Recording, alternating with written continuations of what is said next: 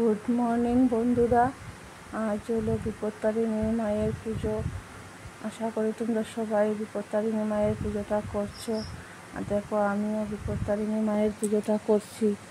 আজকে হলো আষাঢ় মাসের শুক্লপক্ষতে এই পুজোটা করে বিপত্তারিণী মায়ের পুজোটা।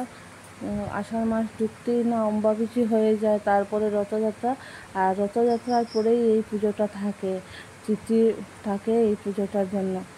আচ্ছা, দেখা যাক, এখন শুরু করছি। দেখো আমাদের পুজোর আয়োজনগুলো। এই দেখো কত সুন্দর ফুলগুলো উঠিয়েছে আমার বর। এটা আমাদের বাড়ির ঘণ্টা ফুল। আমাদের বাড়ি অনেক রকমের ফুলের গাছ আছে। দেখো না কত সুন্দর সুন্দর ফুল তুলছে আমার বর। আবার বলবো না যে ফলগুলো আমাদের বাড়িতে, এগুলা বাজার থেকে কিনে আনা হয়েছে। আমাদের বাড়ির ফল এখানে কিচ্ছু নেই। আগে ছিল, এখন কিচ্ছুই নেই। আগে আম, কাঁঠাল, জাম, এগুলা মানে কলা, এগুলা থাকতো বাড়িতে। আর এখন মানে আমার বিয়ের পরে সবগুলো পেয়েছিলাম, কিন্তু এখন আস্তে আস্তে গাছগুলো বুড়ো হয়ে যাচ্ছে না, তাই মরে মরে যাচ্ছে। আর শুধু আমাদের বাড়ির এখন আমের পল্লবটাই পেয়েছি আর দুব্বাটাই পেয়েছি। দেখো এখানে 13টা আমের পল্লব, 13টা দুব্বা। আবার তোমরা বলবে গটের মধ্যে কলা দিলে কেন? কারণ কলা দিয়েছি, এটা আমার গটটা ছোটো, তাই নারিকেলের ভর হবে না, পড়ে যাবে, এই জন্য কলা দিয়েছি। আর দেখো কত সুন্দর মায়ের সামনে ফুল দিয়েছি, কত ভালো লাগছে, তাই না? তো এমনি সাধারণত দিয়ে প্রতিদিন আমরা ঠাকুর পুজো করি, তো এত ফুলগুলো উঠাই না, শুধু দুই তিন রকমের ফুল উঠিয়ে রেখে দেই। কিন্তু আজ মনোযোগ দিয়ে আমার বর ফুল তুলেছে। দেখো এখানে 13টা মোমবাতি, 13টা ধূপকাঠি, এই দেখো নারিকেল, 13টা পান সুপারি, 13টা লাল সুতো। এখানে সব ধরনের ফল কেটে কেটে রাখা হয়েছে।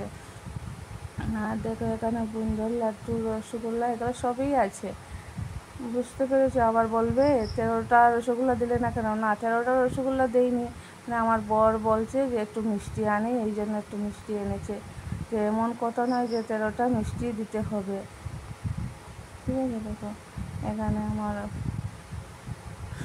আর পুজো হয়েছে, সব কিছু 13টা আনা হয়েছে, 13টা কলাও দেওয়া হয়েছে।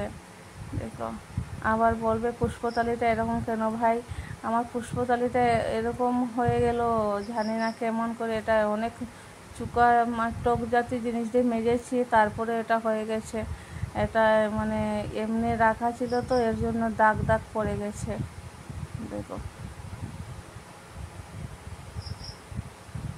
কি গরম ভাই, এর মধ্যে মানে রৌদ্রের গরম, আগুনের গরম, সব কিছু সহ্য করে বসে বসে এগুলা করছি। এই বেলপাতাটাও আমাদের বাড়িতে হয়, জানো বন্ধুরা?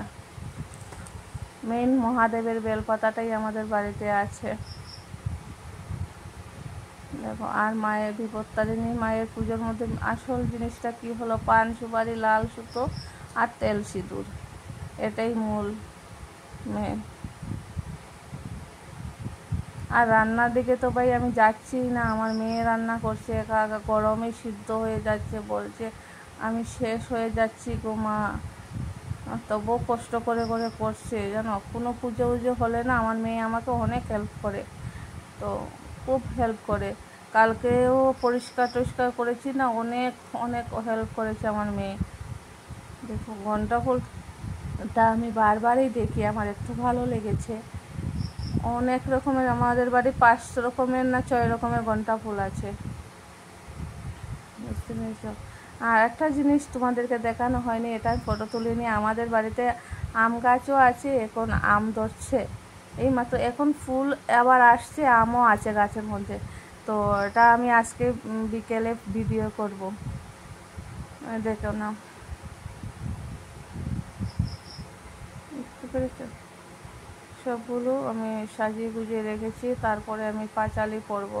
তো পাঁচালি পরার সময় ভিডিওটা করতে পারিনি, কারণ আমার স্ট্যান্ড নেই, তো এই জন্য মোবাইল রেখে করতে পারিনি। আর আমার বর এগুলো শেপ পায় না, তো আমি তো রান্না করে এই জন্য করতে পারছি না। আমার মোবাইল কে ধরবে বলো সবগুলো? আর এখানের মধ্যে আমার সবচেয়ে প্রিয় জিনিস কি জানো?